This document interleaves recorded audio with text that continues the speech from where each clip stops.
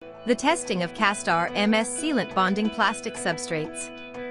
First, prepare the plastic substrates for testing, such as PVC, PMMA, PC, ABS, EPDM, etc. We want to bond the plastic substrate materials on a common prefabricated board. Then, start to apply MS sealant and bond.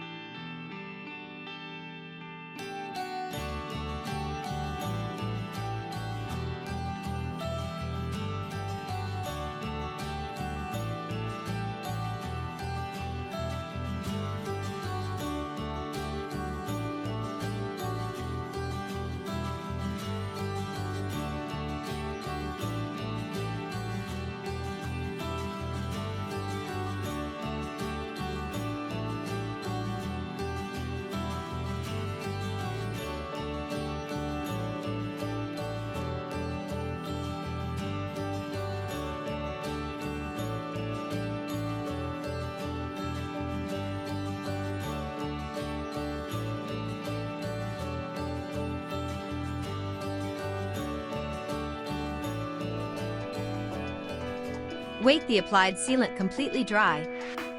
Use a hammer to hit.